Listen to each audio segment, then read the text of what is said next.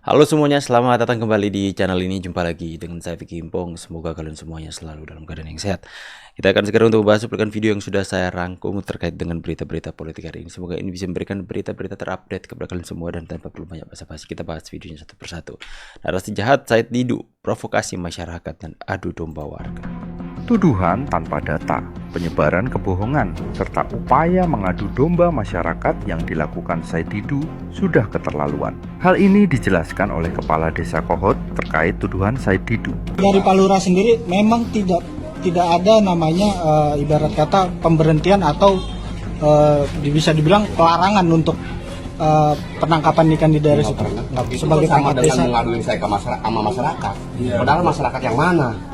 Kalau segelintir satu orang dua orang bisa ya orang sakit hati sama saya.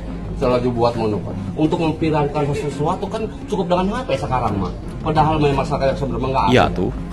Said Didu menuduh PSN PIK 2 melarang nelayan untuk melaut dan parahnya provokasi masyarakat dengan menyebut ada negara dalam negara.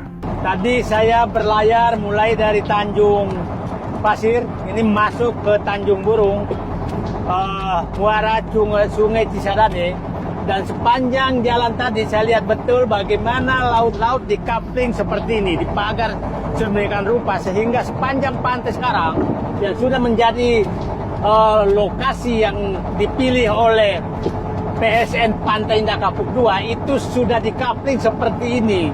Tidak bambu-bambu, tidak ada lagi nelayan yang bisa masuk. Apakah masih ada pemerintah di wilayah PIK 2? Saya takutnya ini sudah negara tersendiri, hanya formalitas bahwa masih masuk Indonesia. Namun faktanya nelayan hingga saat ini masih bebas untuk mencari ikan. Dan tuduhan Said Didu soal larangan PIK 2 adalah hoax dan provokasi. Pernah dapat larangan nggak sih dari PT atau dari pembangunan yang sedang berlangsung ini? Nggak ada. Nggak ada, Pak. Nggak sama ada. sekali. Atau mungkin Bapak ditekan atau diintimidasi gitu? Enggak. Enggak. Berarti bebas-bebas saya Pak, Iya. Bapak di sini. Biasa. Nelayan. Iya. Penghasilannya apa sih Pak kalau Sebenarnya kadang-kadang ya ada udang, ada cumi. Tergantung musim ya lagi ada lagi kosong ya kosong namanya di laut mah. Tapi dari Bapak sendiri sebagai nelayan, pembangunan ini tidak menghambat atau mengganggu kegiatan Bapak sebagai nelayan ya? Pak? Enggak. Enggak ya? Enggak. Ya aman-aman aja sih. Berarti tidak ada. Berarti ini Said Didu ini provokator ya, provokasi masyarakat. Ya provokator. Nanti kalau ditangkap bilang politisasi lah, kriminalisasi lah, ya. Saya pikir orang-orang ini adalah orang-orang yang sakit hati karena dipecat oleh pemerintah Pak Jokowi seperti Refli Harun, ya. Said Didu ini orang-orang pecatan kan teman-teman, karena nggak becus kerjanya hanya tahu memprovokasi, akhirnya mereka sampai detik ini menyerang pemerintah. Provokator. Kepala desa aja dikasih duit dan diarahkan harus milih yang ini. Anak-anak saya itu dibilang, ibu, kepala desa aja dikasih duit dan diarahkan harus milih yang ini. Why? Bukannya dari situ. Mengapa tidak diberikan kebebasan untuk memilih? Karena pemilu ini adalah pemilu langsung, bukan pemilu yang namanya diapakan? Di order, tahu nggak? Lo iyalah. Nanti kalau saya ngomong gini pasti ada, ibu nggak usah ngomong keras-keras ini. Lah nggak ngomong keras, terus berjalan seperti itu. Saya nggak mikirin diri saya mikirnya negara saya. Mengapa negara saya, yang telah dimerdekakan oleh para pendiri bangsa kita, sekarang kalian lupakan bahwa kita punya negara dan bangsa, lalu mau dimain-mainkan rakyat, hanya dikatakan nanti kalau saya jadi maka saya akan memberikan. Sekarang saya tuh pusingnya apa? Coba kita lihat dong, ya. kamu dulu. Karena sebenarnya yang menjadi saksi adalah masyarakat itu sendiri, netizen ya, soal siapa sih partai-partai yang seperti yang dituduhkan oleh Bu Megawati ini, soal dibayar lah, diiming-imingi lah, diberikan bansos dan sebagainya. Dan masyarakat di berbagai daerah menjadi saksi. Coba kita lihat komentar netizen. Pertanyaan ibu yang main gitu, lah bu, lah wong manusia butuh kenyang, ikut banteng malah kelaparan nih gimana? Pemilu kemarin di daerahku yang banyak bagi-bagi duit calegnya PDIP mak.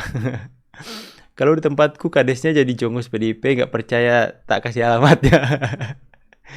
Ibu yang jual Indosat, ngomongin partainya sendiri apa partai lain, Bu? Kebanyakan komen di bawah pada bilang justru PDIP lah yang bagi-bagi amplop. Ya memang kenyataannya begitu yang terjadi di lapangan. Kemarin malah saya dapat uang banyak dari kader PDIP, ya saya terima. Tapi pilihan sesuai hati nurani. Aduh, bahaya ini Pak ya. Di tempatku yang suka gitu orang-orang PDIP. Justru PDIP yang bagi-bagi duit. PDIP tetap menyala. Sepertinya sedang mengkritik partai PDIP. Ngomongin partai ini dewe.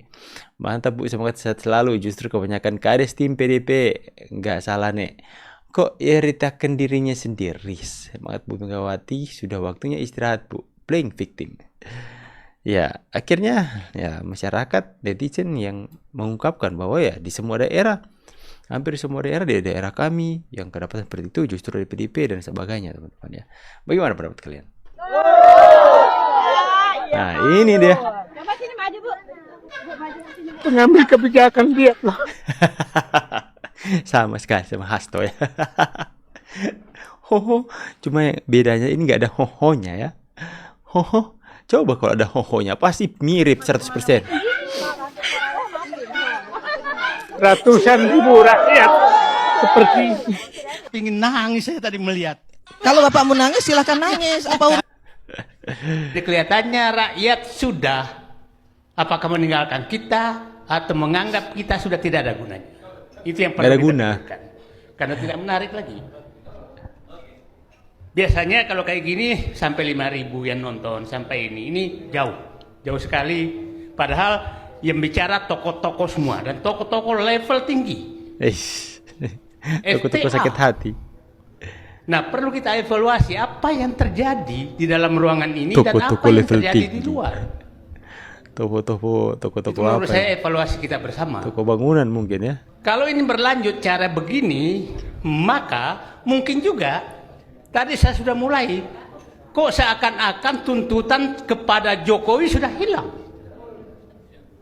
Gak ada lagi yang bersuara itu. Sakit Padahal hati ya. menurut saya rusaknya Dua orang yang Prabowo dipecat itu sakit hati. karena Jokowi. Tasa.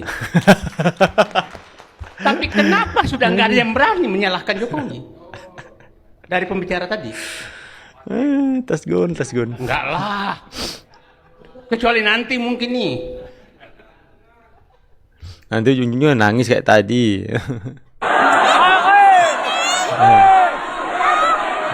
Mereka jatuhkan Pak Jokowi makin disayang warga ya, rasa masyarakat meskipun sudah nggak presiden lagi ya.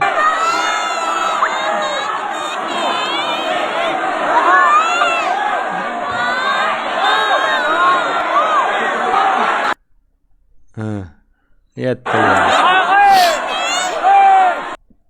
Sudah nggak jadi presiden tapi penggemarnya sangat menggemari beliau. Saya sama siapapun. Oh, kalian mesti ingat ini. Jangankan mantunya presiden, sama mantunya malaikat pun kalau boleh. A few moments later.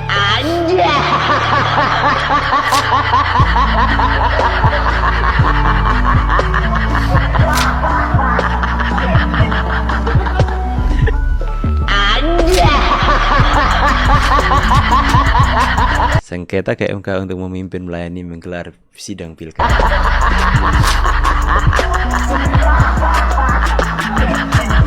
Ini dijelaskan oleh Yance. Nah, coba kita lihat ya. Bahwa jika Bobi bukan menantu Jokowi, pilkada sungguh tidak seperti ini. Katanya tadi Anda bilang mau menantu Jokowi kek, menantu malaikat kek. Nah, sombong toh. Kini katanya ini itu.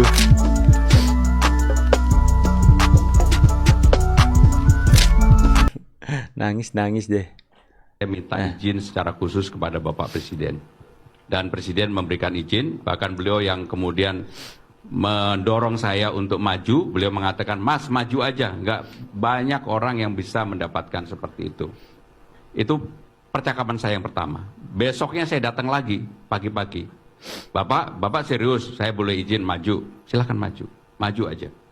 Jadi saya maju betul-betul awalnya terus terang Pak Ketua dan seluruh jajaran KPUD nggak ada keinginan sama sekali. Dan saya membayangkan aja juga enggak. Tetapi sekali lagi saya kalau ditugaskan, saya akan fight. Dan saya sudah berjanji apa yang menjadi tantangan Bapak Jokowi kepada saya untuk turun 12 titik sehari, saya bilang, baik Pak, saya akan fight untuk titik 12 dan mungkin lebih dari. Saya minta izin secara khusus. Ya, ternyata yang bilang Mulyono kalah di Jakarta pasti anak Abah Mulyono sama Pram satu paket ternyata ya. Dan demikianlah cuplikan video yang bisa saya sampaikan, teman-teman. Silahkan kalian mengambil kesimpulan kalian sendiri. Silahkan teman-teman berikan opini kalian dan tanggapan kalian di kolom komentar. Tetaplah kita untuk tetap mengupdate berita-berita tentang perpolitikan. Jangan menjadi apatis, kita harus mengambil andil dalam terus-menerus menilai setiap perpolitikan yang ada di tanah air dari hari ke hari selama 5 tahun, agar supaya pas di 5 tahun ke depan kita bisa memantapkan pilihan kita kepada orang yang tepat. Orang yang benar-benar bisa kita percaya, yang benar-benar tulus setelah dalam pengamatan kita, tulus mau membawa Indonesia kepada Indonesia yang sejahtera. Saya pamit dulu, see you on the next video and God bless you. Bye guys.